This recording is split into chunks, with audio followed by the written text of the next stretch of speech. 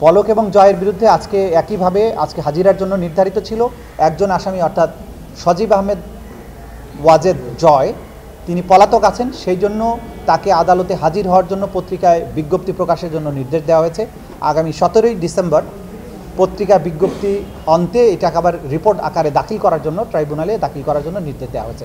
17 তারিখে এটার উপরেও পরবর্তী আদেশ দেওয়া হবে। একটা বিষয় আসছে যে সজীব ওয়াজেদ জয় তো বাংলাদেশের নাগরিকত্ব ত্যাগ করেছেন, তাহলে কি হবে এখন? মানে তিনি তো বাংলাদেশের নাগরিক এখন আর নাই এবং তিনি নিজেও স্বীকার করেছেন। দেখুন, আমাদের আইনটা ইন্টারন্যাশনাল ক্রাইমস ট্রাইব্যুনাল অ্যাক্ট 1973-তে শুরুতে খুব স্পষ্ট করে বলা আছে যে তার ন্যাশনালিটি যাই হোক, যে সে দেশেরই নাগরিক হোক, বাংলাদেশের অভ্যন্তরে বা বাইরে বাংলাদেশের সাথে রিলেটেড কোনো ক্রাইমস অ্যাগেন্স্ট হিউম্যানিটির সাথে সম্পৃক্ত থাকলে তার বিচার করা যাবে।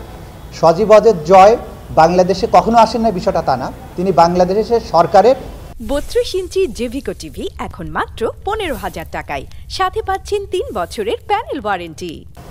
নিযুক্ত একজন বিশেষ উপদেষ্টা, রাষ্ট্রের বেতনভুক্ত একজন কর্মকর্তা বা কর্মচারী, প্রজাতন্ত্রের কর্মচারী।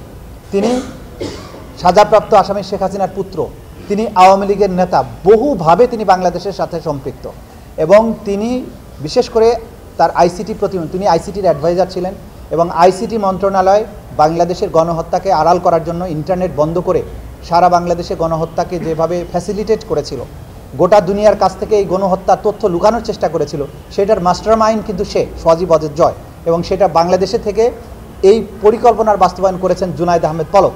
সুতরাং তার বিচার আইন অনুযায়ী বাংলাদেশের আদালতে হবে, এটা আইনে খুব সুস্পষ্টভাবে বলা আছে। জরুরি না, ঘটনার সময় দেশে থাকা জরুরি না। ইন্টারনেট বন্ধের হুকুম দেয়া, মানুষকে হত্যার হুমকি দেয়া, এটা দেশের বাইরে থেকেও করা যাবে। এটা সব কিছু একদম অকাট্য ডকুমেন্ট আদালতে আছে। যখন সাক্ষ্যগুলো আদালতে আসতে থাকবে তখন আপনারা এক এক করে পরিষ্কার হবেন যে তাদের বিরুদ্ধে কী ধরনের সাক্ষ্য প্রমাণ আছে। সব কিছু আছে বলেই নিশ্চিত হয়েই প্রসিকিউশন তার বিরুদ্ধে ফর্মাল চার্জ দাখিল করেছে।